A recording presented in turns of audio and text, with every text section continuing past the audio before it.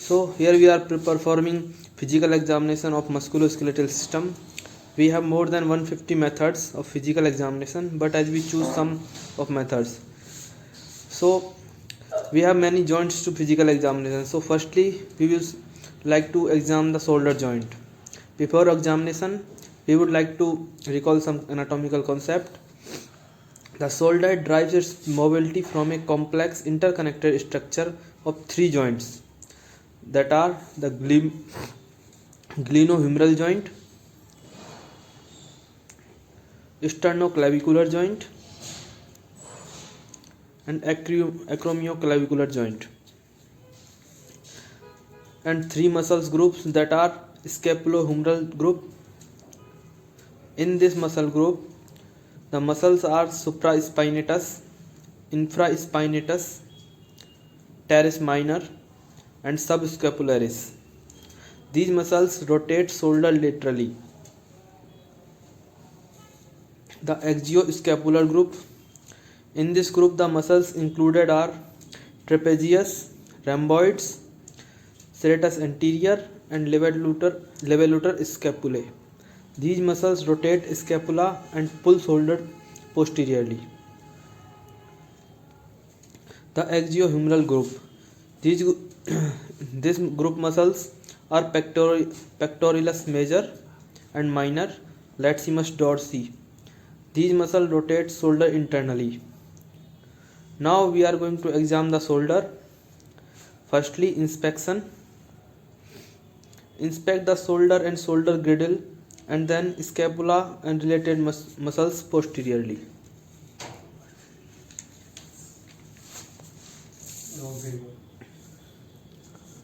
Note any swelling.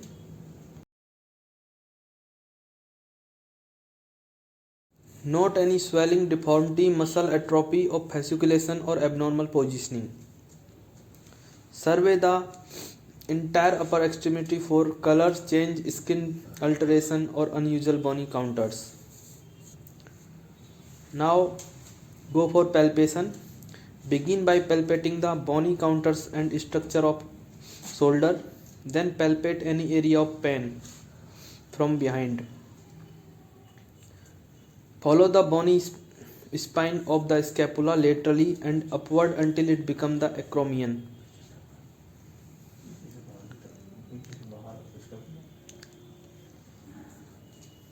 Move your thumb medially and down a short step to next bony prominence to coracoid process.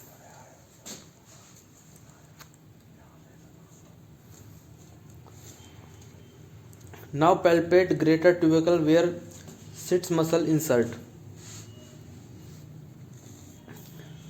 Next palpate the bicep tendon in intertubercular groove.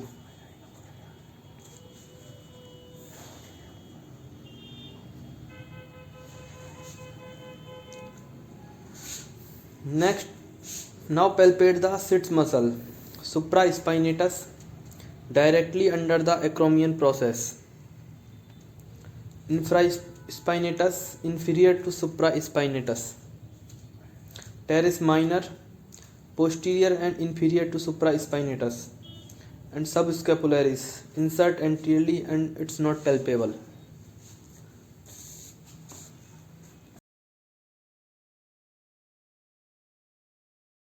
We are going to check some maneuvers for examination of shoulder. First, crossover test. Ask the patient to move arm across the chest. In this test, acromioclavicular joint is working. If pain is with adduction, is a positive test and likelihood ratio is 3.7. Now second, apply scratch test. This test for overall shoulder rotation. Ask patient to touch the opposite scapula from behind and over the neck.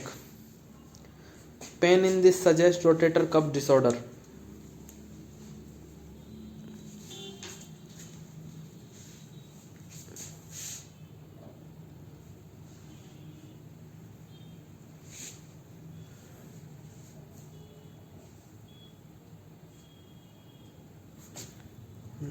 Now, third one, near impingement test. Press on the scapula to prevent scapular motion and raise the arm with other. This compress greater tuberosity of humerus against acromion process. Now, Hawkins impingement test. Flex the patient's shoulder and elbow to 90 degree with palm facing down. Then with one hand on the arm and other is forearm. Rotate the arm internally.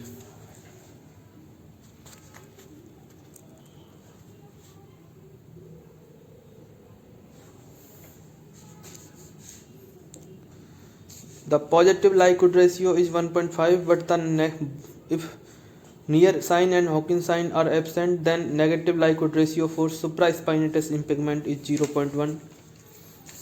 Next, the drop arm test.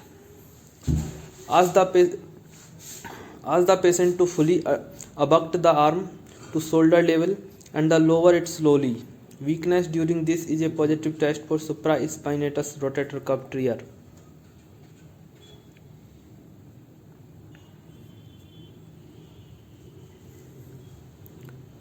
Now, empty can test. Ask patient to elevate arm at 90 degree and internally rotate the arm with thumb facing downwards as emptying a can. Ask patient to resist as you place pressure on the arm down.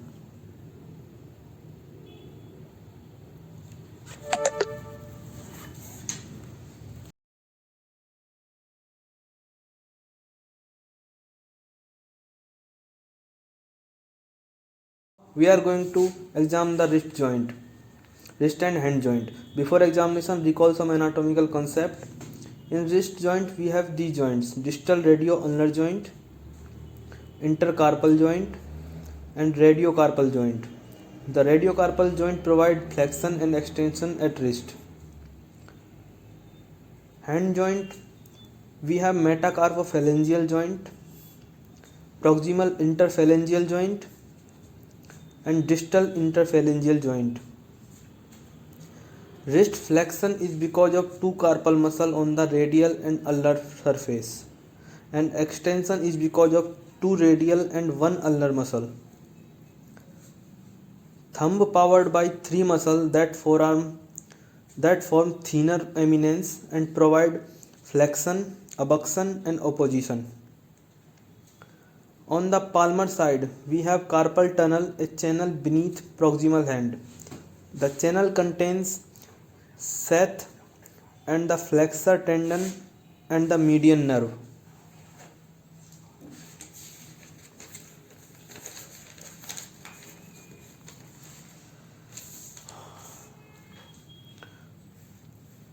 Now we are going to examine the wrist and hand. So firstly, we inspect the palmar and dorsal surface for swelling.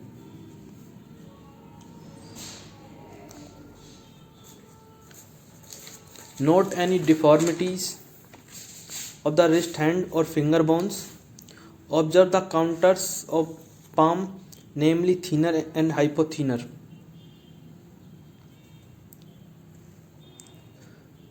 Now we are going to palpate. At wrist, palpate the distal radius and ulna on lateral and medial side.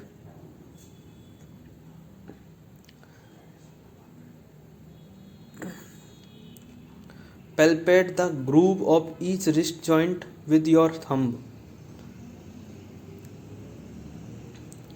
Now palpate the anatomical snub box.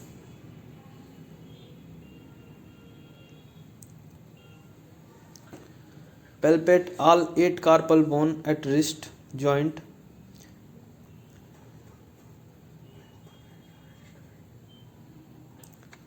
Palpate the medial and lateral side of each PIP joint.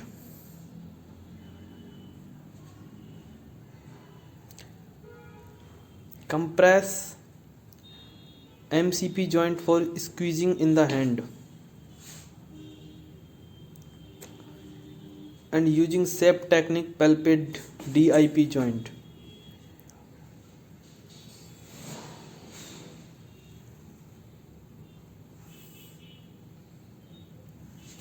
Now we are going to doing some tests.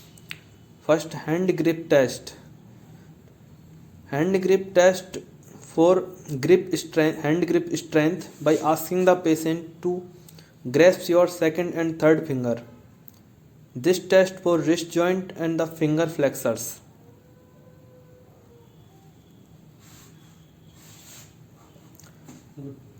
Now, Finkelstein test. To test the thumb function, ask patient to grasp the thumb against the palm and then move the wrist towards the middle line in ulnar deviation.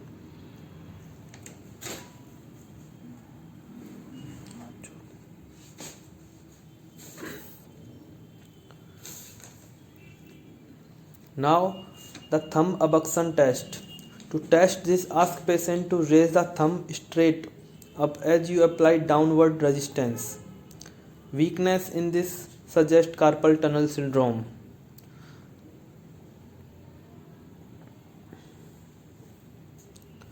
Now, Tinel test.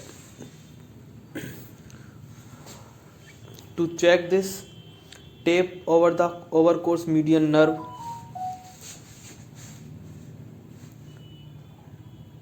In the carpal tunnel, etching in median nerve distributing a positive test. Now, the Phelan test. Ask patient to hold the wrist in flexion for 60 seconds with elbow flexed, with the elbow fully extended. Ask the patient to press the back of both hands together to form right angle. This process compresses median nerve.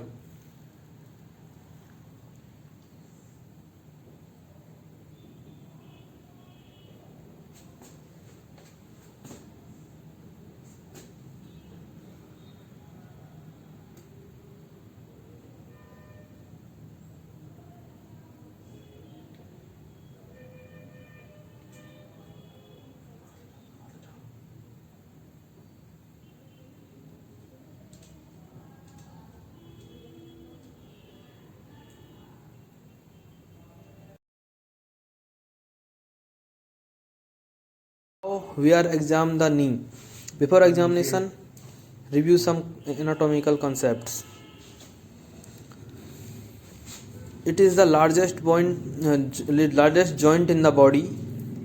It is a hinge type joint involving three bones: femur, tibia, and patella. Here is three articulation surface, two between the femur and tibia, and one between the femur and patella.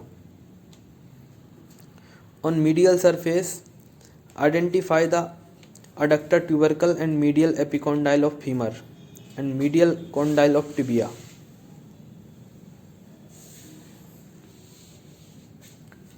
On lateral surface, find lateral epicondyle of femur and lateral condyle of tibia. Powerful muscle move the knee. Quadriceps femoris extend the knee. It has four parts: rectus femoris, vastus lateralis, vastus medialis, and intermedius. We have also ligaments here: medial collateral ligament, lateral collateral ligament, anterior cruciate ligament, and posterior cruciate ligament. Now we are going to examine the knee. Inspect the knee. Inspect the gait for smooth rhythmic flow as patient enter the room. Check this alignment and counters of knee. Observe any atrophy of quadriceps muscle. Inspect any loss of normal hollow around the patella. Now we are going to palpate. Ask patient to flex the knee because in this position the landmarks are more visible. Palpate tibiofemoral joint facing the knee. Place your thumb in soft depression on side of the patellar tendon. Now palpate all compartments and tubercles. Now palpate the suprapatellar pouch and prepatellar brusa.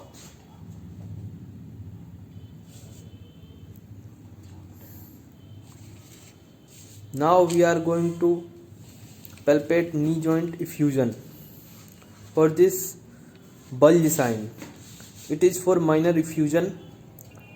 With knee extended, place the left hand above knee and apply pressure on the suprapatellar pouch, displacing or milking fluid downwards. Check fluid wave in lateral area. Tap the knee just behind the lateral margin of patella.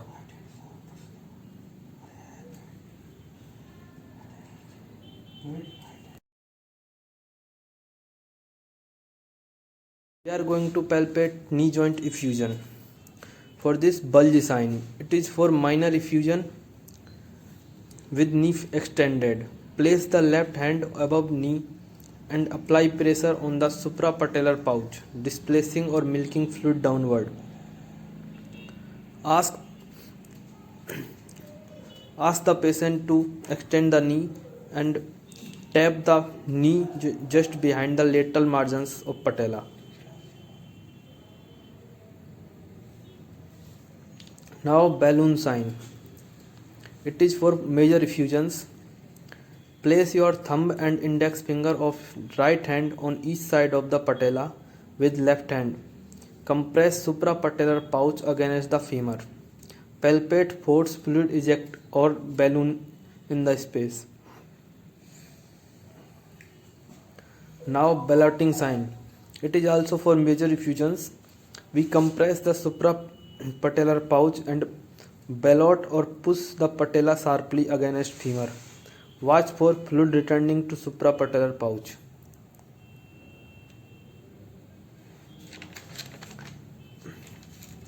Now we are going to check for some tests.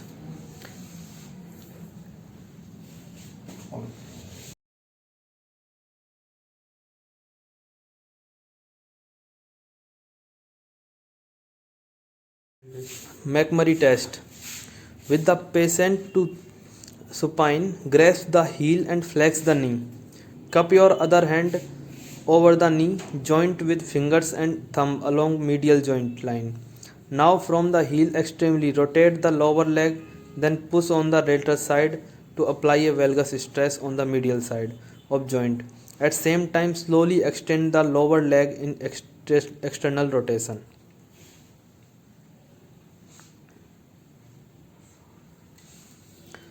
Now valgus stress test. It is for medial collateral ligament with patient supine and the knee at 30 degree laterally. The side of table, place one hand against the lateral knee to stabilize femur and other around the medial ankle. Push medially against the lateral knee to stabilize femur and other around medial ankle. Push medially against the knee and pull laterally at the angle to open knee joint on medial side. Now varus stress test. As previous, just place your hand on medial to knee and the other hand to around lateral ankle. Now push laterally against the knee and pull medially at ankle to open the knee joint on lateral side.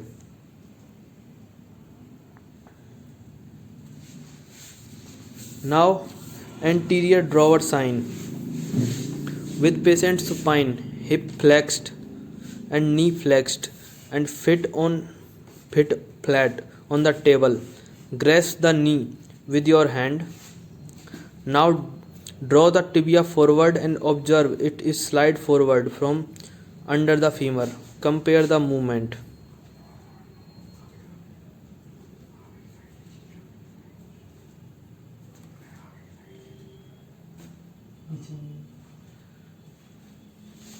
Lachman test.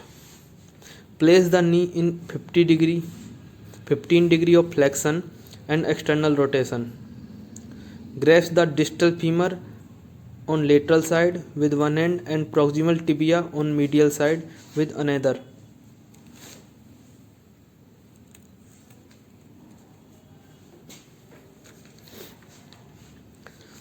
Pull the tibia forward and the femur back. Estimate the degree of movement. Now, posterior drawer sign. Position the patient and place your hands in the position described in anterior drawer sign. Push the tibia posteriorly and observe the degree of backward movement in the femur.